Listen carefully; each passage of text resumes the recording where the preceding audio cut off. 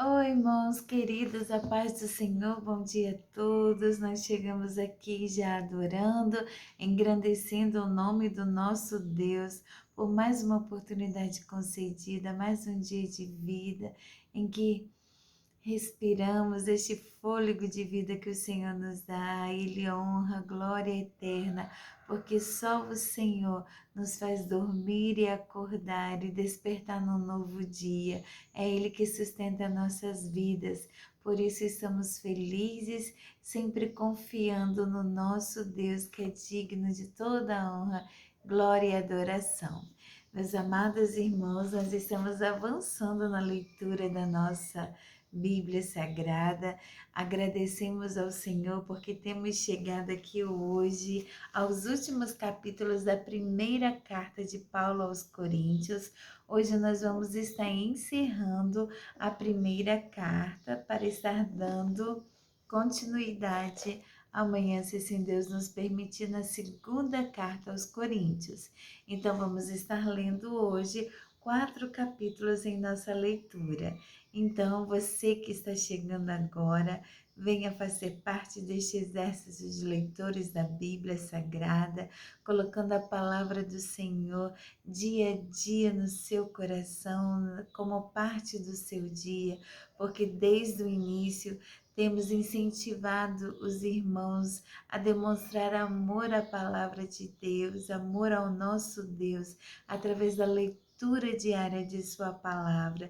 E Deus nos tem sustentado pelas suas fortes mãos até o dia de hoje. Nós o adoramos, porque sem Ele não poderíamos nem sequer iniciar. Quem diria de estar chegando quase ao fim de toda a Bíblia Sagrada? Nós adoramos a Deus por essa oportunidade rica e única que Ele nos presenteou. E não fomos nós que escolhemos, mas o Senhor que nos tem escolhido para andarmos juntos neste projeto, nesta jornada que veio do coração de Deus como um propósito de estarmos fazendo durante o decorrer de todo este ano. Que Deus abençoe você ricamente. Você conhecendo agora, pode voltar aos vídeos anteriores, pode estar colocando para o próximo ano esse projeto na sua vida, de você estar lendo. Aqui a irmã Daniele é apenas um incentivo. Estamos aqui em simplicidade, não temos muitos recursos, falhamos, mas o Senhor sabe qual a intenção do nosso coração e o desejo de servi-lo da melhor maneira possível, assim como estarmos dispostos. Então vamos, irmãos, continuar a nossa leitura de hoje. Deus abençoe sua vida e que o Espírito Santo de Deus venha falar aquilo que a nossa alma necessita, venha alimentar e saciar a nossa sede pela sua palavra, esse alimento espiritual que nos fortalece para continuarmos na nossa carreira cristã. Amém? Então, com a Bíblia na mão, como de costume, vamos estar fazendo a nossa leitura de hoje. Primeira carta de Paulo aos Coríntios, capítulo 13. Eu poderia falar todas as línguas que são faladas na terra e até no céu. Mas se não tivesse amor, as minhas palavras seriam como o som de um gongo ou como o barulho de um sino. Poderia ter o dom de anunciar mensagens de Deus, ter todo o conhecimento, entender todos os segredos e ter tanta fé que até poderia tirar as montanhas do seu lugar. Mas se não tivesse amor, eu não seria nada. Poderia dar tudo o que tenho e até mesmo entregar o meu corpo para ser queimado, mas se eu não tivesse amor, isso não me adiantaria nada. Quem ama é paciente e bondoso. Quem ama não é ciumento, nem orgulhoso, nem vaidoso. Quem ama não é grosseiro nem egoísta. Não fica irritado nem guarda mágoas. Quem ama não fica alegre quando alguém faz uma coisa errada. mas se alegra quando alguém faz o que é certo. Quem ama nunca desiste, porém suporta tudo com fé, esperança e paciência. O amor é eterno. Existem mensagens espirituais, porém elas durarão pouco. Existe o dom de falar em línguas estranhas, mas acabará logo. Existe o conhecimento, mas também terminará, pois os nossos dons de conhecimento e as nossas mensagens espirituais são imperfeitos. Mas quando vier o que é perfeito, então o que é imperfeito desaparecerá. Quando eu era criança, falava como criança, sentia como criança e pensava como criança. Agora que sou adulto, parei de agir como criança.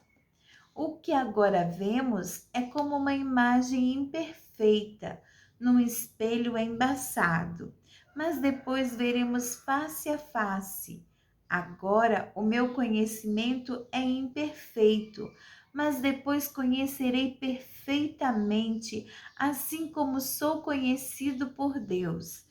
Portanto, agora existem estas três coisas: a fé, a esperança e o amor, porém a maior delas é o amor. Aleluia. Capítulo 14. Portanto, esforcem-se para ter amor. Procurem também ter dons espirituais, especialmente o de anunciar a mensagem de Deus.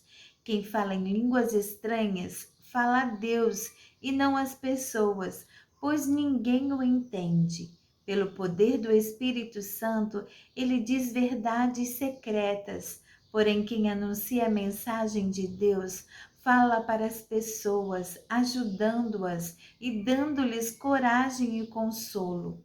Quem fala em línguas estranhas ajuda somente a si mesmo, mas quem anuncia a mensagem de Deus ajuda a igreja toda. Eu gostaria que vocês todos falassem línguas estranhas, mas gostaria ainda mais que tivessem o dom de anunciar a mensagem de Deus, porque quem anuncia a mensagem de Deus tem mais valor do que quem fala em línguas estranhas, a não ser que esteja ali alguém que possa interpretar o que está sendo dito, para que toda a igreja seja ajudada espiritualmente. Por isso, irmãos, quando eu os visitar, que proveito vocês terão se eu lhes falar em línguas estranhas? É claro que nenhum, a não ser que leve a vocês alguma revelação de Deus, ou algum conhecimento, ou alguma mensagem inspirada, ou algum ensinamento. Por exemplo, além da voz humana, existem os instrumentos musicais, como a flauta e a harpa. Se os sons não saírem com toda a clareza, como poderá alguém saber o que está sendo tocado em um outro desses instrumentos?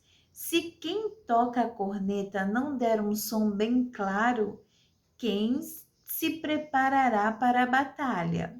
Assim também, como é que os outros vão entender o que vocês estão dizendo se a mensagem por meio de línguas estranhas não for clara? Vocês estariam falando para o vento. No mundo há muitas línguas diferentes, mas cada uma faz sentido. Porém, se eu não entendo a língua na qual alguém está falando comigo, então quem fala essa língua é estrangeiro para mim, e eu sou um estrangeiro para ele. Por isso, já que vocês estão com tanta vontade de ter os dons do Espírito, procurem acima de tudo ter os dons que fazem com que a igreja cresça espiritualmente. Aleluia. Portanto, quem fala em línguas estranhas deve orar pedindo a Deus que lhe dê o dom de interpretar o que elas querem dizer. Porque se eu orar em línguas estranhas, o meu espírito de fato estará orando, mas a minha inteligência não tomará parte nisso. O que vou fazer então? Vou orar com o meu espírito, mas também vou orar com a minha inteligência. Vou cantar com o meu espírito, mas também vou cantar com a minha inteligência. Se você dá graças a Deus em línguas estranhas, como é que uma pessoa simples que estiver na reunião poderá dizer amém à oração de agradecimento que você fez? Ela não vai conseguir entender nada do que você está falando.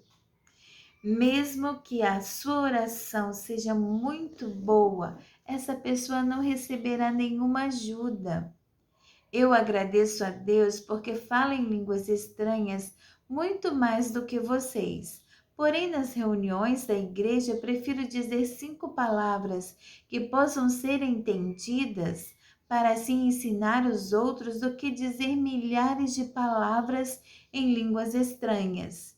Irmãos, não pensem como criança. Sejam como crianças para o que é mal, mas sejam adultos no seu modo de pensar. Nas Escrituras Sagradas está escrito: por meio de pessoas que falam em línguas estranhas, eu falarei a este povo, diz o Senhor. Falarei por meio de lábios estrangeiros, mas assim mesmo o meu povo não me dará atenção. Portanto, o dom de falar línguas estranhas é um sinal de Deus para os descrentes e não para os cristãos. Mas o dom de anunciar a mensagem de Deus é um sinal para os cristãos e não para os descrentes. Imaginem que a igreja esteja reunida e todos comecem a falar em línguas estranhas. Se chegarem ali algumas pessoas simples ou descrentes, será que não vão dizer que vocês estão loucos? Mas se todos estiverem anunciando mensagens de Deus e entrar ali um descrente ou alguém que seja simples, ele vai ouvir o que vocês estão dizendo e se converter do seu pecado. E ele será julgado pelo que ouvir. Os seus pensamentos secretos serão revelados e ele vai se ajoelhar e adorar a Deus, dizendo: Deus está mesmo no meio de vocês. Portanto, meus irmãos, o que é que deve ser feito? Quando vocês se reúnem na igreja, um irmão tem um hino para cantar, outro alguma coisa para ensinar, outro uma revelação de Deus, outro uma mensagem em línguas estranhas e ainda outro a interpretação dessa mensagem. Que tudo seja feito para o crescimento espiritual da igreja. Se algum de vocês falar em línguas estranhas, então que apenas 2 ou 3 falem, um depois do outro, e que alguém interprete o que está sendo dito. Mas se não houver ninguém que possa interpretar, então fiquem calados e falem somente consigo mesmos e com Deus. No caso de 2 ou 3 receberem a mensagem de Deus, estes devem falar, e os outros que pensem bem no que eles estão dizendo. Se uma outra pessoa que estiver ali sentada receber a mensagem de Deus, quem estiver falando deve se calar. Vocês todos podem anunciar a mensagem de Deus, um de cada vez, para que todos aprendam e fiquem animados. Quem fala deve controlar o dom de anunciar a mensagem de Deus, pois Deus não quer que nós vivamos em desordem, e sim em paz. Como em todas as igrejas do povo de Deus, as mulheres devem ficar caladas nas reuniões de adoração. Elas não têm permissão para falar. Como diz a lei, elas não devem ter cargos de direção. Se quiserem saber alguma coisa, que perguntem em casa ao marido. É vergonhoso que uma mulher fale nas reuniões da igreja. Por acaso a mensagem de Deus veio de vocês Ou será que veio somente para vocês? Se alguém pensa que é mensageiro de Deus ou que tem algum dom espiritual, deve saber que o que estou escrevendo é mandamento do Senhor. Mas se alguém não der atenção a isso, que ninguém dê atenção a essa pessoa. Assim, meus irmãos, procurem sempre anunciar a mensagem de Deus, mas não proíbam que se fale em línguas estranhas. Portanto, faça tudo com decência e ordem. Capítulo 15. Agora, irmãos, quero que lembrem do evangelho que eu anunciei a vocês, o qual vocês aceitaram e no qual continuam firmes. A mensagem que anunciei a vocês é o evangelho, por meio do qual vocês são salvos, se continuarem firmes nele. A não ser que não tenha adiantado nada vocês crerem nele. Eu passei para vocês o ensinamento que recebi e que é da mais alta importância. Cristo morreu pelos nossos pecados, como está escrito nas Escrituras Sagradas. Ele foi sepultado e no terceiro dia foi ressuscitado, como está escrito nas Escrituras. E apareceu a Pedro e depois aos 12 apóstolos. Depois apareceu de uma só vez a mais de 500 seguidores, dos quais a maior parte ainda vive, mas alguns já morreram. Em seguida, apareceu a Tiago e mais tarde a todos os apóstolos. Por último, depois de todos, ele apareceu também a mim, como para alguém nascido fora do tempo. De fato, eu sou menos importante dos apóstolos e até nem mereço ser chamado de apóstolo, pois persegui a igreja de Deus. Mas pela graça de Deus, sou o que sou. E a graça que ele me deu não ficou sem resultados.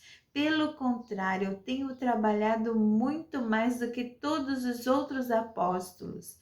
No entanto, não sou eu quem tem feito isso, e sim a graça de Deus que está comigo. Aleluia! Assim, não importa se a mensagem foi entregue por mim ou se foi entregue por eles. O importante é que foi isso que todos nós anunciamos e foi nisso que vocês creram. Se a nossa mensagem é que Cristo foi ressuscitado, como é que alguns de vocês dizem que os mortos não vão ressuscitar? Se não existe a ressurreição de mortos, então quer dizer que Cristo não foi ressuscitado. E se Cristo não foi ressuscitado, nós não temos nada para anunciar e vocês não têm nada para crer. E mais ainda, nesse caso estaríamos mentindo contra Deus, porque afirmamos que ele ressuscitou Cristo. Mas se é verdade que os mortos não são ressuscitados, então Deus não ressuscitou Cristo. Porque se os mortos não são ressuscitados, Cristo também não foi ressuscitado. E se Cristo não foi ressuscitado, a fé que vocês têm é uma ilusão e vocês continuam perdidos nos seus pecados. Se Cristo não ressuscitou, os que morreram crendo nele estão perdidos. Se a nossa esperança em Cristo só vale para esta vida, nós somos as pessoas mais infelizes deste mundo. Mas a verdade é que Cristo foi ressuscitado. E isso é a garantia de que os que estão mortos também serão ressuscitados. Aleluia! Porque assim como por meio de um homem veio a morte, assim também por meio de um homem veio a ressurreição.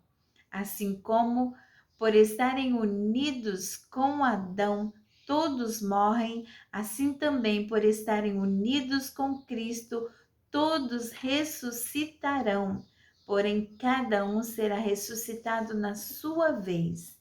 Cristo, o primeiro de todos, depois os que são de Cristo, quando ele vier, e então virá o fim.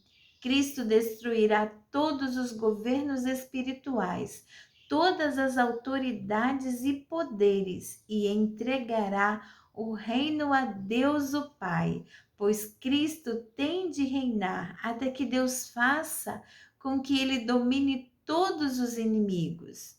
O último inimigo que será destruído é a morte.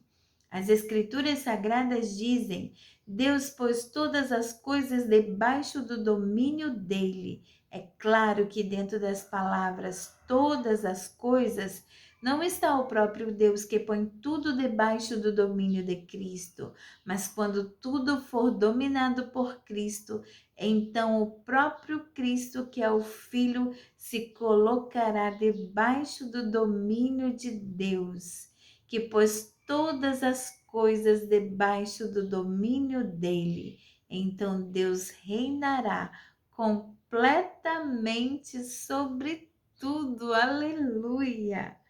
Pensem agora nas pessoas que são batizadas em favor dos mortos. O que é que elas esperam conseguir? Se os mortos não são ressuscitados, por que é que essas pessoas se batizam em favor deles? E quanto a nós, por que é que nos colocamos em perigo a toda hora?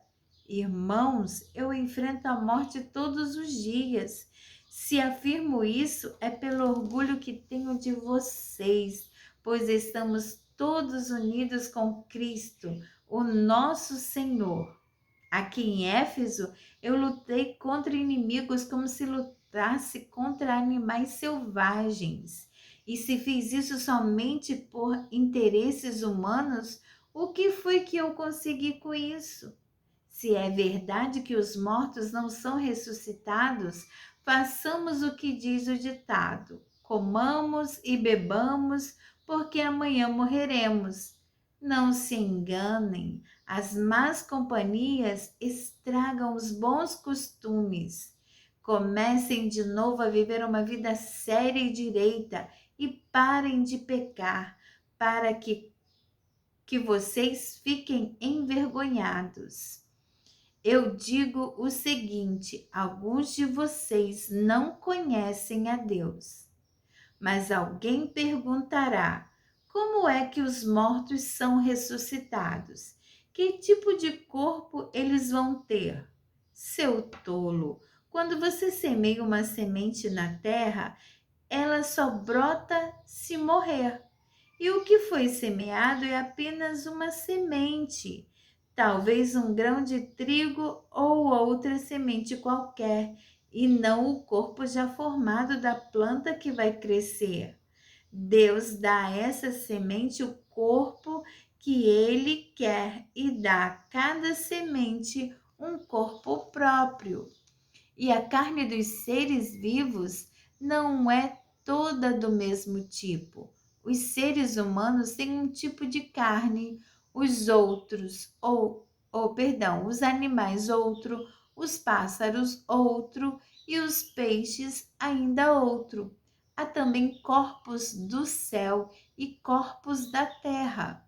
Existe um tipo de beleza que pertence aos corpos celestes e há outro que pertence aos corpos terrestres. O sol tem o seu próprio brilho, a lua outro brilho, e as estrelas têm um brilho diferente, e mesmo as estrelas têm diferentes tipos de brilho. Pois será assim quando os mortos ressuscitarem.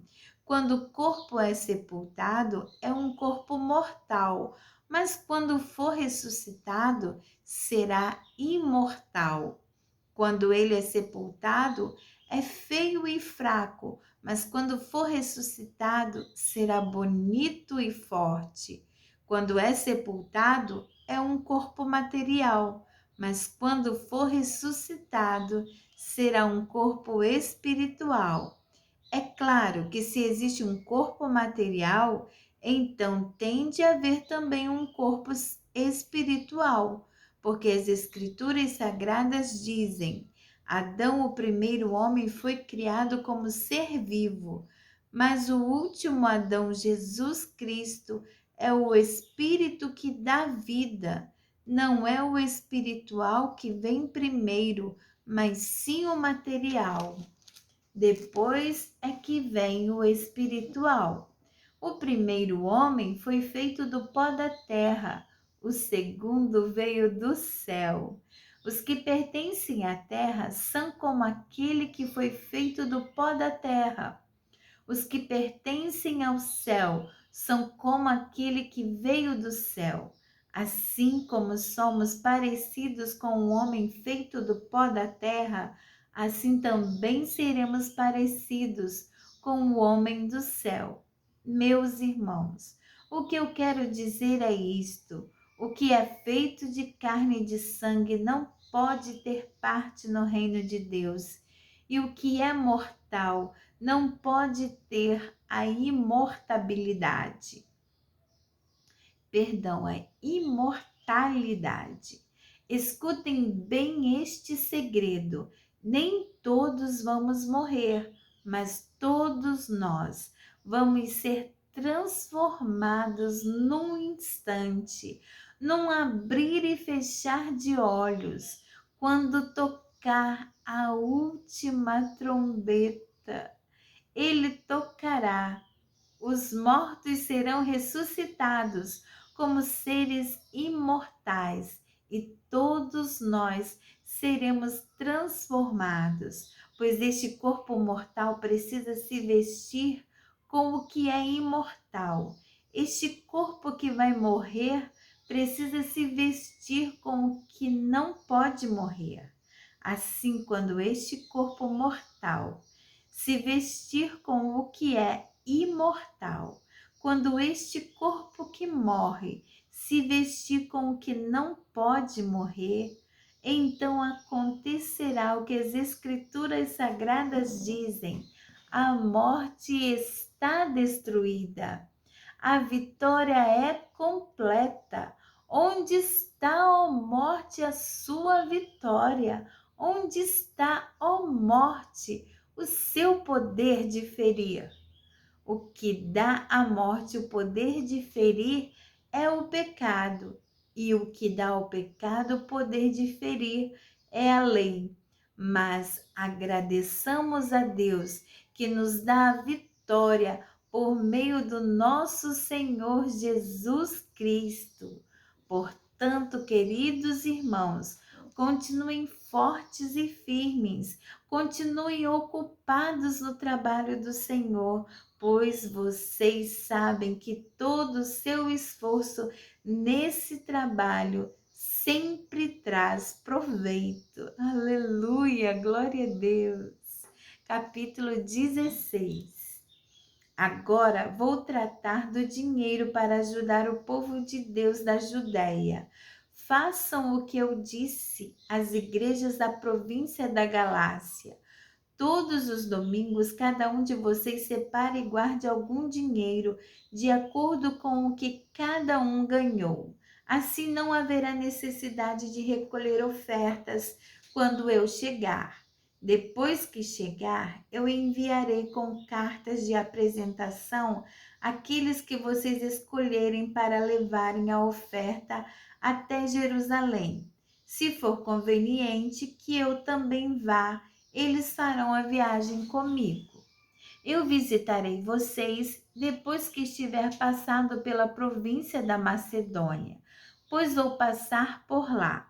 Pode ser que eu fique algum tempo com vocês, talvez todo o inverno, e assim vocês poderão me ajudar a continuar a minha viagem para onde quer que eu for, pois eu não quero que ver vocês apenas de passagem. Se o Senhor permitir, espero ficar bastante tempo com vocês. Resolvi ficar aqui em Éfeso até o dia de Pentecostes, pois encontrei aqui ótimas oportunidades para um grande e proveitoso trabalho, embora muita gente esteja contra mim.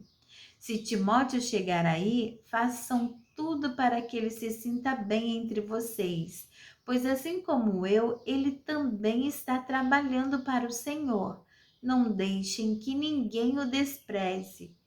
Pelo contrário, vocês devem ajudá-lo a continuar a sua viagem em paz, a fim de que ele volte para cá, pois estou esperando que ele volte junto com os outros irmãos.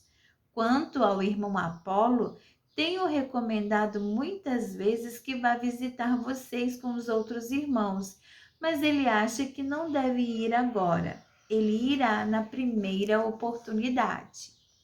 Estejam alertas, fiquem firmes na fé, sejam corajosos, sejam fortes, que tudo que vocês fizerem seja feito com amor. Vocês conhecem Estéfanas e a família dele?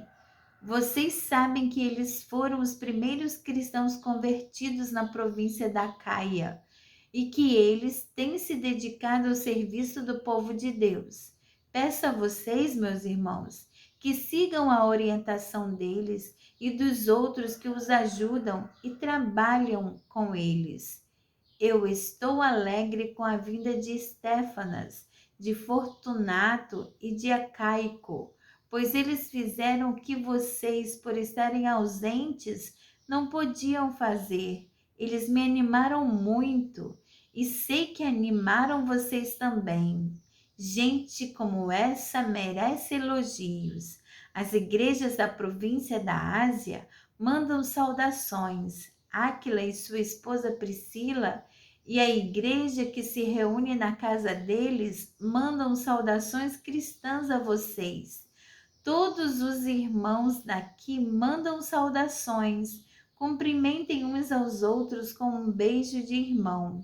Escrevo isto com a minha própria mão. Saudações de Paulo. Quem não ama o Senhor, que seja amaldiçoado. Maranata, vem nosso Senhor. Que a graça do nosso Senhor Jesus esteja com vocês e que o meu amor esteja com todos vocês, pois estamos unidos com Cristo Jesus. Amém, meus irmãos, glória a Deus. Aqui encerramos então a primeira carta de Paulo aos Coríntios. Vemos aqui todo o cuidado do apóstolo Paulo com os irmãos, falando acerca do culto racional que deveriam prestar a Deus, que não deveria haver desordem, mas cada um trazer uma palavra de salvação, hinos, salmos, algum ensinamento, quem falasse línguas, que houvesse alguém para interpretar, ou então estivessem calados, porque o que importava era que a igreja fosse edificada, não era um concurso de quem falava mais língua ou quem era mais eloquente, mas era tudo para que o nome do Senhor fosse honrado e não desonrado. Temos visto como ele também enaltece o amor entre os irmãos, porque os dons espirituais são as manifestações do Espírito Santo no meio do seu povo, mas certamente esses dons acabarão e o que ficará é o amor. Então o irmão Paulo enaltece o amor que deve haver entre os irmãos, a comunhão entre eles também. E ele encerra dando saudações a todos, recomendações. E esta palavra me tocou o coração, que diz no capítulo 16, verso 13: estejam alertas, fiquem firmes na fé, sejam corajosos, sejam fortes, que tudo que vocês fizerem seja feito com amor. Aleluia! E que tudo, irmãos, seja para a glória de Deus em nossas vidas, que jamais tenhamos corações orgulhosos de nos afastar de Deus e achar que podemos algo sem Ele, que possamos estar firmes e constantes, como orientou o apóstolo Paulo, para prosseguirmos na nossa jornada e na nossa caminhada espiritual, até o dia em que o nosso Senhor Jesus virá nos buscar. Amém, meus irmãos? Glória a Deus por este momento de comunhão, este momento de leitura e de meditação na palavra de Deus. Adoramos o nosso Deus, que é digno eternamente. E aqui, irmãos, encerramos o nosso compromisso e agenda de hoje. Pedimos aos irmãos que curtam, daí o seu like, compartilhe, também coloque embaixo aqui os seus comentários, um versículo que te chamou a atenção, como a mim, algo que Deus falou no seu coração. Vamos interagir nos comentários e que o Senhor abençoe ricamente a vida de cada um dos irmãos. Tenha um dia de paz, um dia de vitórias, no nome do Senhor Jesus. A paz do Senhor.